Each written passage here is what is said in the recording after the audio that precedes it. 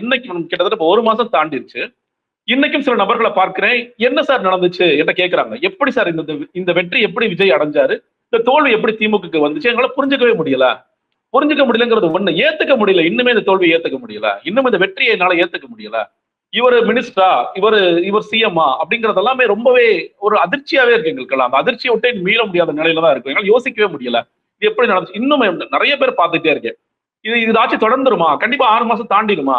1 வருஷம் போயிடுமா? 1 1/2 வருஷம் போயிடுமா? 5 வருஷம் கடந்துருவாரா விஜய்? இந்த மாரி நெறைய கேள்விகள். அவங்களுக்கெல்லாம் சில பேருக்கு இது எப்படி இது தொடரணுமா? தொடர வேண்டாமா? அப்படிங்கிற நெறைய கேள்விகள் இதெல்லாம் தொடர்ச்சியாக இருக்கின்றது. அந்த நிலையில இருந்து பார்க்கும் பொழுது, இன்னும் சொல்லப்போனா, தன்னுடைய சொந்த தொகுதி மக்கள் அவங்களே திரு மு க ஸ்டாலின் அவர்கள தோற்கடித்த பிறகும், ரொம்ப பக்குவமாக இந்த முடிவுகளை மட்டும் எடுக்காமல், இந்த மாரி நெறைய தோல்விகள் நாங்க பார்த்துட்டோம். திமுக பார்க்காத தோல்வியும் அல்ல, திமுக பார்க்காத வெற்றியும் அல்ல. அது 2யும் நாங்க சமமாகத்தான் பார்ப்போம். மக்கள் எங்களுக்கு என்ன வேலை கொடுத்திருக்காங்களோ அதை நாங்க எப்பயும் சரியா செஞ்சுட்டே தான் இருப்போம். தேர்ந்தெடுக்கப்பட்ட சட்டமன்ற உறுப்பினர்கள் அந்த தொகுதி மக்களுக்கு என்ன செய்ய வேண்டும் தொடர்ச்சி செய்து கொண்டுதான் இருப்பார்கள்.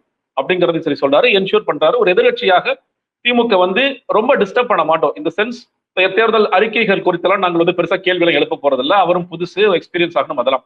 பட் அதே நேரத்தில் எதற்கெல்லாம் கேள்விகளை எழுப்ப வேண்டுமோ அதற்கு எங்களுடைய கட்சி சட்டமன்றத்திற்கு உள்ளேயும் சரி, சட்டமன்றத்திற்கு வெளியும் சரி, நாங்கள் அந்த கேள்விகளை எதிர்கொள்வோம், நாங்கள் அந்த கேள்விகளை கேட்போம். அப்படிங்கிறதையும் அவர் தொடர்ச்சியா பார்த்துட்டு இருக்கோம். ரொம்ப ஒரு முக்கியமான முடிவு. அதை தாண்டி இந்த மாதிரி ஒரு ஆய்வுக்கு உட்படுத்துறது, அதுக்காக ஒரு குழு போடுறது. அந்த குழு அது மட்டும் அல்லாமல் நீங்கள் நேரடியாக நீங்க உடன்பிறப்புகள் .inல நீங்க உங்களோட கருத்துக்கள் தெரிவிக்கலாம். ஏன்னா சில நேரங்கள்ல இந்த போன 38 பேர்ல சில பேருக்கு ஒரு மாவட்ட செயலர் வச்சுக்கிட்டு சில பேர்ட்ட கருத்துக்கள் கேட்பது சங்கடமாக இருக்கலாம். ஏன்னா நான் குறை சொல்ல போறது மாவட்ட செயலரை வச்சு தான் நீங்க அவங்கள வச்சு நீங்க கேள்வி கேட்கறீங்க அப்படிங்கிற சிக்கல்கள் எல்லாம் இருக்கலாம். சோ நீங்க அந்த குழு ஒரு அறிக்கை கொடுக்கட்டும். அவங்க ரொம்ப இன்டர்னலா போயிட்டு ஒவ்வொரு மாவட்டமாக போய் இன்டர்னலா சில டேட்டாஸ் எடுத்துட்டு இருப்பாங்க. உங்களுக்கு தெரிந்த காரணங்களை எனக்கு நேரடியா அனுப்புங்க. அதை நான் படிச்சு பார்க்கிறேன் அப்படிங்கிறது ஒண்ணு.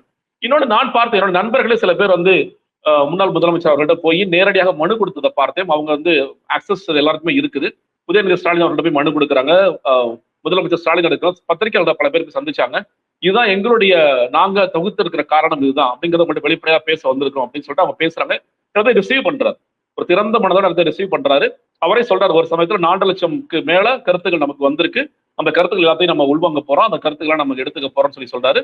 அவர் தொடர்ச்சியாக அது குறித்து அடுத்த கட்டமாக என்ன நடவடிக்கை எடுக்க போகின்றோம் அப்படிங்கிறதும் நிறைய செய்திகள் போயிட்டு இருக்கு. மிக குறிப்பாக நீ கட்டமைப்பு ரீதியாக மாவட்ட செயலாளர்கள்ல நீங்க 2 மாவட்டத்துக்கு ஒரு மாவட்ட செயலாளர் அப்படிங்கிற ஒரு அடிப்படையில போகலாமா அப்படிங்கிறது ரொம்ப முக்கியமான முடிவெல்லாம் திமுக எடுக்க போறாங்க.